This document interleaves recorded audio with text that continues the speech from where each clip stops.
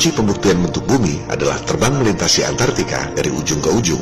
Misalnya, dari Sydney, Australia, terus turun ke selatan melintasi Antartika. Apakah betul sampai di Santiago, Chili?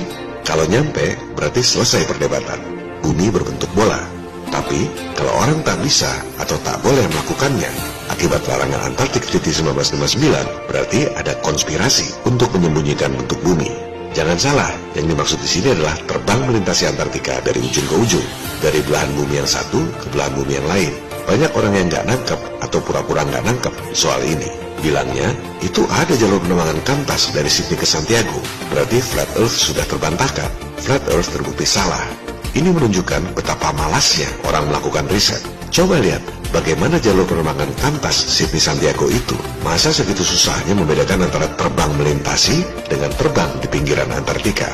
Banyak orang masih gagal paham soal Antartika. Itu kan banyak tur ke Antartika. Ya memang banyak tur di pinggiran Antartika. Itu ada rombongan saintis pergi ke Antartika. Ya banyak saintis pergi ke sana. Dari tahun 1957 juga sudah dibangun pangkalan-pangkalan militer di Antartika. Pilot-pilot pesawat charteran juga sering bolak-balik ke Antartika. Video ini diambil oleh pilot pesawat charteran yang antar kru bolak-balik ke McMurdo Station di Antartika. Tapi cuma di titik-titik tertentu saja yang diperbolehkan oleh elit global. Ada 12 negara punya pangkalan di Antartika. Bukan hal yang aneh kalau cuma pergi ke lokasi-lokasi tertentu di Antartika. Sebelum ada larangan Antartik Treaty 1959, setelah ada teknologi pesawat terbang, banyak tantangan berhadiah uang untuk membuktikan bentuk bumi dengan terbang melintasi Antartika dari ujung ke ujung. Misalnya, tantangan yang dipublikasikan dalam media Modern Mechanics and Invention tahun 1931 ini. Hadiah uang bagi mereka yang bisa membuktikan bahwa Antartika adalah benua yang bisa dilintasi dari ujung ke ujung. Hadiah $5.000 tahun 1931 itu dengan memperhitungkan inflasi adalah setara dengan $75.000 atau 1 miliar rupiah duit sekarang. Tak ada yang mampu melakukannya. Untuk memahami Antartika, kita harus lihat peta-peta yang dibuat sebelum berdirinya NASA 1958. Dari dulu peta bumi memang seperti itu. Anda lihat seberapa besar daratan Antartika mengelilingi bumi datar.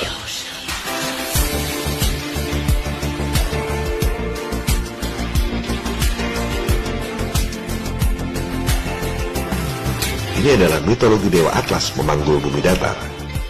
Ini adalah peta penerbangan Great Circle Airways. Peta-peta penerbangan memang menggunakan peta bumi datar. Ini peta penerbangan CBS American School of the Air. Ini peta dari majalah The National Geographic. Ini peta politik berdasarkan bumi datar.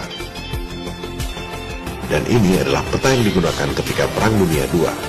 Banyak orang yang bertanya, bahkan mengkritik tentang peta bumi datar. Seolah-olah peta itu dibuat oleh kalangan Flat Earth. Padahal peta-peta itu memang sudah ada dari dulu, entah siapa yang buat.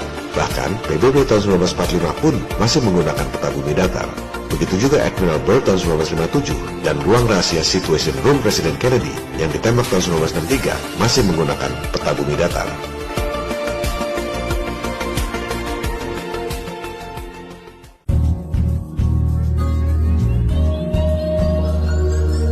Jadi, peta mana yang benar? Peta bumi datar atau peta bumi bola? Jangan beropini atau berfantasi berdasarkan asumsinya sendiri. Gunakan data-data yang kredibel. Silakan buka situs theatlantic.com, 12 peta yang merubah dunia. Dengan tagline, apakah ada peta yang benar-benar sempurna? Ranking 12 peta ini dibuat oleh Profesor Jerry Brown dari Queen Mary University of London. Di urutan nomor 1 peta yang merubah dunia adalah buatan Ptolemy, ilmuwan Yunani kuno 1900 tahun lalu yang mengemukakan teori geosentrik alias bumi pusat alam semesta.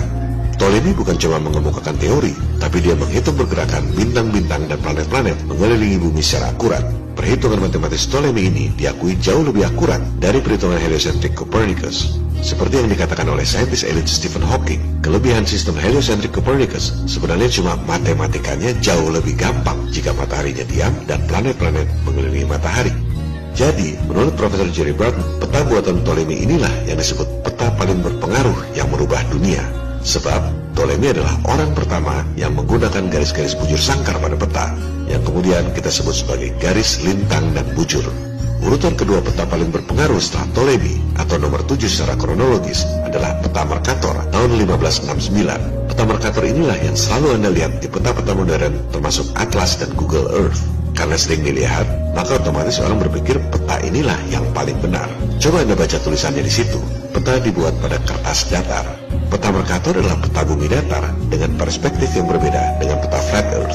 Apa bedanya dan kenapa bentuknya seperti itu? Coba Anda baca lagi keterangannya. Peta Mercator adalah Eurocentric alias ego Eropa. Pada peta Mercator, para penjajah di Eropa merubah ukuran pulau-pulau dan benua-benua untuk mencuci otak negara-negara jajahan, termasuk Indonesia. Mercator projection has fostered European imperialist attitudes for centuries and created an ethnic bias against the Third World.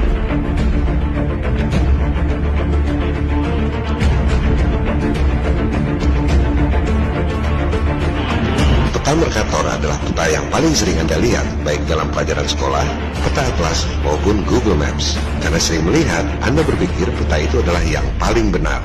Bentuk pulau-pulau dan benua-benua adalah seperti itu. Kalau bentuknya tidak begitu, Anda bilang salah, karena Anda familiar dengan bentuk pulau-pulau dan benua-benua itu sejak kecil. Tapi, selama ini Anda tidak memperhatikan betapa janggalnya peta yang Anda anggap paling benar itu.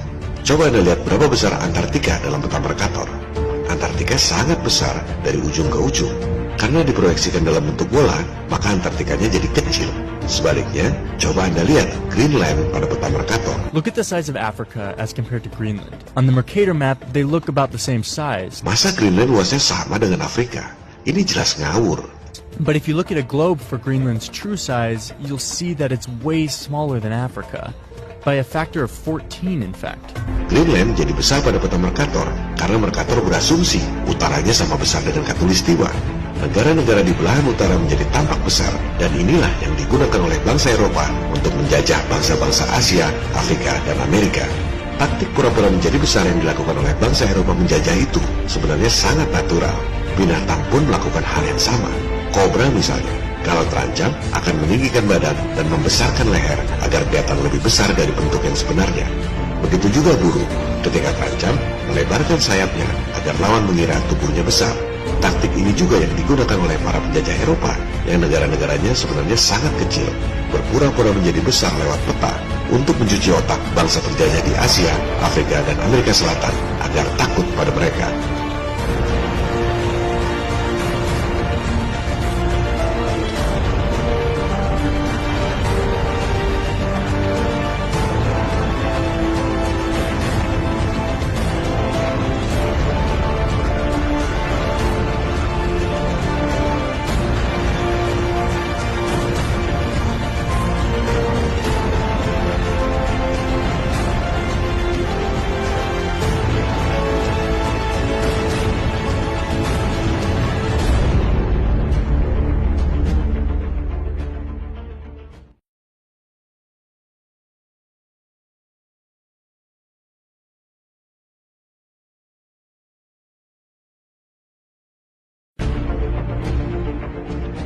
We all are infected with racism.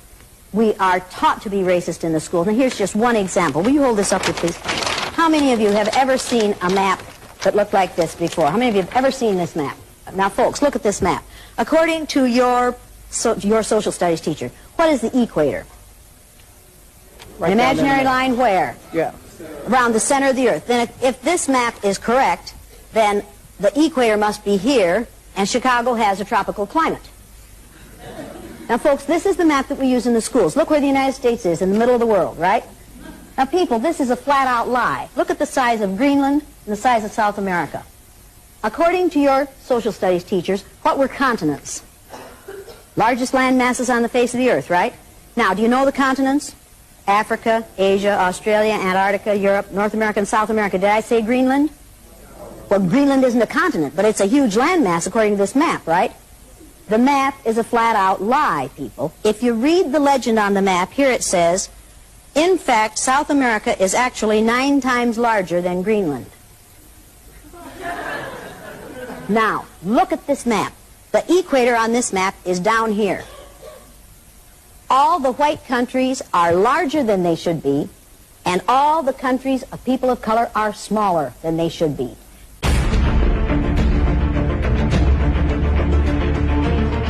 This is a visual image that teaches children a lie.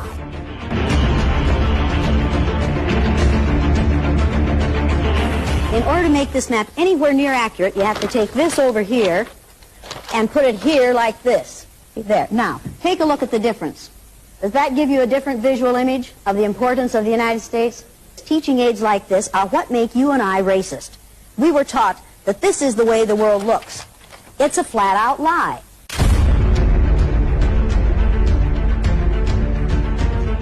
How could a parent not be a racist? How could a white parent not be a racist in a situation in which we do that? Wake up people, gunakan otak Anda. Jangan mau dibohongi oleh para elit penjajah. Wilayah kita sangat besar, jumlah kita sangat banyak. Kalau kita sadar, mereka pasti kalah. Peta Mercator bukanlah peta yang paling benar, melainkan peta ego Eropa alias Eurocentric. Sama seperti mereka bilang Columbus adalah penemu benua Amerika. Gimana bisa disebut penemu benua Amerika? Faktanya, ketika Columbus sampai ke Amerika, sudah ada penduduk asli di sana. Orang-orang Indian tidak dianggap sebagai penemu benua Amerika. Sementara, Columbus adalah perampok, pembunuh, dan pemerkosa suku India. Columbus adalah pemusnah ras Indian, genocide, tapi diagung-agungkan sebagai pahlawan. Inilah hasil propaganda Eurocentric yang ditanamkan ke otak Anda melalui pendidikan-pendidikan sekolah. Digambarkan bahwa koboi adalah orang-orang baik, dan Indian adalah orang-orang jahat dan biadab. Padahal, koboi-koboi Eropa itulah yang menjarah tanah penduduk asli, seperti Belanda dulu menjajah Indonesia. Dan kita, penduduk asli, dianggap sebagai penjahat biadab. Bangsa Eropa yang menjarah, membunuh, dan memperkosa dianggap pahlawan. Inilah hasil propaganda Eurocentric yang ditanam ke otak Anda melalui film-film Hollywood. Bahkan, Tarzan Raja Rimba di Afrika pun orang bule, orang Eropa. Penduduk asli Afrika dianggap apa? Eurocentric. Nah, peta Mercator ini adalah peta Eurocentric, tapi ditanam ke otak Anda sejak kecil, seolah-olah itu peta yang paling benar. Coba Anda baca keterangan di artikel 12 peta paling berpengaruh di dunia itu. Selanjutnya, Brian McClendon, seorang eksekutif di Google, mengatakan bahwa dengan menggunakan kamera-kamera besar di punggung para hackers, memobilisasi jutaan users Google untuk mencek fakta data peta, dan membuat model bumi dalam 3 dimensi, Google maju selangkah lebih dekat dengan kesempurnaan pembuatan peta. Luar biasa. Terus kemana aja itu 13.000 satelit yang katanya melayang-layang di angkasa tanpa pilot dan tak pernah nabrak satu sama lainnya? Kok bikin peta aja harus nebeng pada pengguna Google? Google menggunakan peta Mercator, peta Eurocentric di bidang yang datar. Dari situ, baru dibuat peta globe. Banyak para fanatik bumi bola secara subjektif mengatakan, peta yang orisinil adalah peta globe. Peta-peta datar adalah proyeksi dari peta globe. Well, mari kita buktikan, peta datar adalah proyeksi peta globe, atau justru peta globe yang merupakan proyeksi dari peta datar.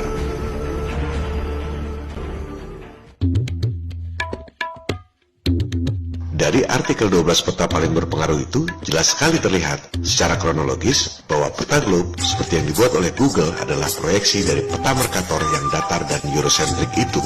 Coba Anda lihat bagaimana peta globe itu dibuat dan katakan pada diri Anda sendiri, peta datar dibuat dari peta globe atau peta globe dibuat dari peta datar. Jadi, peta mana yang asli dan mana yang ilusi? Peta datar atau peta globe?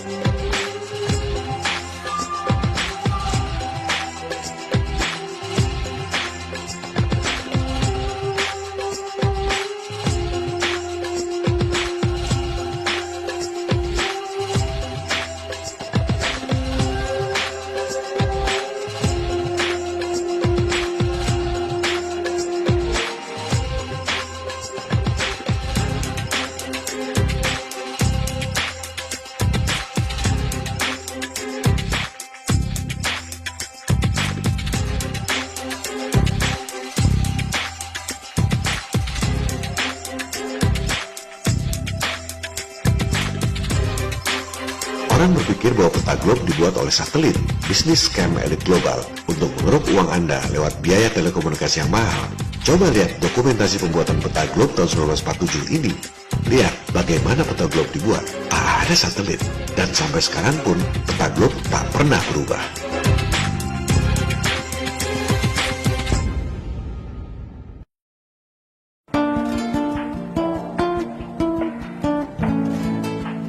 Bumi datar yang banyak beredar di internet ini bukan buatan kalangan Flat Earth, melainkan bersumber pada Gleason's Map 1892 yang disimpan di Boston Public Library. Seperti telah dijelaskan pada episode 11, di peta itu terdapat keterangan as it is, seperti yang sebenarnya, scientifically and practically correct, benar secara saintifik maupun praktek di lapangan. Mari kita buktikan. Pertama, posisi garis lintang dan bujurnya sama persis dengan peta-peta globe modern yang dibuat 110 tahun kemudian. Ini contohnya. Yang sebelah kiri, peta Gleason's Map. Yang sebelah kanan, peta Google's Map. Anda perhatikan, meski bentuk pulau di kedua peta itu berbeda, tapi koordinatnya sama. Contoh